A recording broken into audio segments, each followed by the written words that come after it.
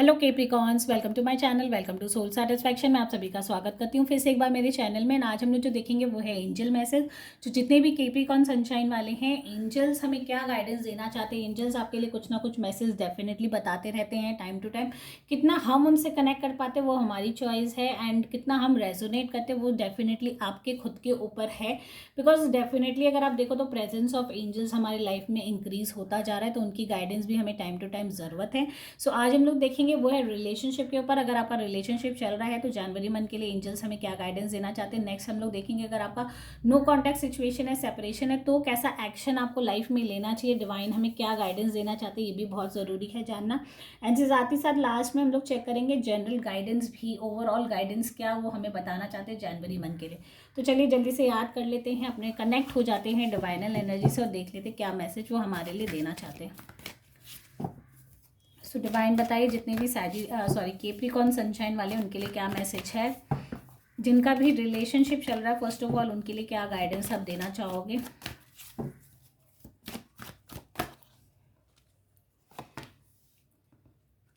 Forgiveness, ठीक है। Improving health. देखिए कहीं ना कहीं आपके पार्टनर के लाइफ में कुछ हेल्थ इश्यूज चल रही हैं, जिसकी वजह से आप लोग एक दूसरे से हो सकता है अभी बहुत ज़्यादा मतलब कनेक्टेड नहीं फील कर रहे हो। यहाँ फॉरगिवनेस का भी है।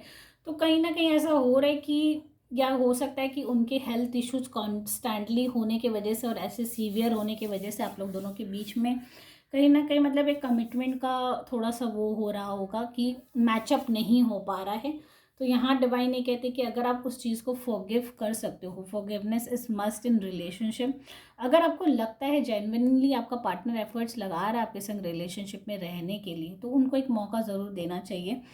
एंड उनके साथ चीज़ें अगर आप सॉर्ट आउट करते हो तो डेफिनेटली हो सकता है ये जो आप लोगों के बीच में अभी डिफरेंसेस चल रहे हैं, फाइट चल रहे हैं, कॉन्स्टेंटली एक दूसरे के खिलाफ चीज़ें जा रही हैं, तो वो आपकी हेल्थ में भी डेफिनेटली अफेक्ट दे रहा होगा। तो जैसे ही आप उस चीज़ को रिलीज़ करते हो अपनी बॉडी से, जितनी भी फॉरगिवनेस वाली एनर्जीज, देखिए एक ग्रजेस वाली और एक बैड मेमोरीज होती है। एक होता है फॉरगिव करके आगे बढ़ना। तो जितना आप अपनी लाइफ में फॉरगिवनेस को अट्रैक्ट करते हो, चीज़ों को लेट गो करते हो, देखेंगे आप धीरे धीरे अपनी हेल्थ पे भी आपकी इम्प्रूवमेंट होना डेफिनेटली शुरू हो जाएगा। तो यहाँ डेफिनेटली मुझे लगता है कैप्रिकॉन्स के रिलेशनशिप में थोड़ी सी हर्डल्स चल रही, थोड़ी सी इश्यूज चल रही है, जिसका सोल्यूशन शॉर्ट सोल्यूशन ये है कि forgive and move on in life. कहीं ना कहीं आप अपनी हेल्थ को इतना ज़्यादा अफेक्ट ना कर they just because of relationship आपका अच्छा नहीं चल रहा।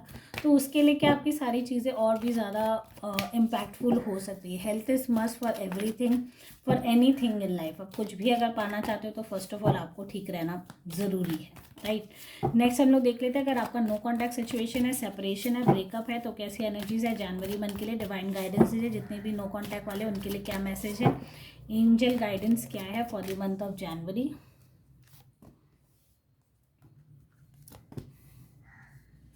ओके देखिए बहुत क्लियर मैसेज है। अभी आपको अपने रिलेशनशिप को ठीक करने के लिए, इम्प्रोवाइज करने के लिए एफर्ट लगाने की कोई ज़रूरत नहीं है। थोड़ा सा आपको वेट करना चाहिए।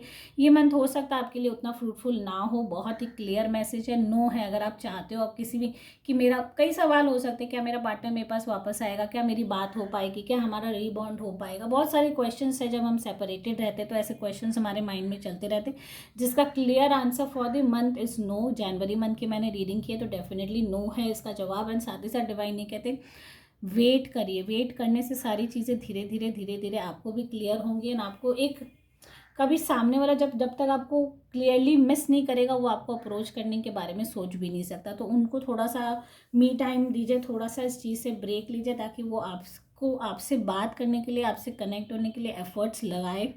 क्योंकि उनके एफर्ट्स भी डेफिनेटली दिखने चाहिए कि कहीं ना कहीं वो आपको मिस कर रहे हैं, आपसे रीबॉन्ड करने के बारे में सोचें।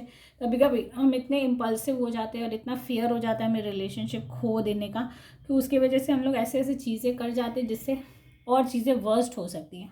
तो यहाँ डिवाइन नहीं कहते कि wait for some time, may be this month you should wait, and बाद में फिर आप अपना एक्शंस लो जैसे भी गाइडेंस मिलती है, देन अकॉर्डिंगली आप अपना एक्शंस लेके प्लान कर सकते हो कि आपको क्या करना है। नेक्स्ट देख लेते हैं जनरल गाइडेंस क्या है। डिवाइन बताइए जितने भी कैप्रिकॉन सनशाइन वाले हैं उनके लिए क्या जनरल गाइडेंस आप देंगे।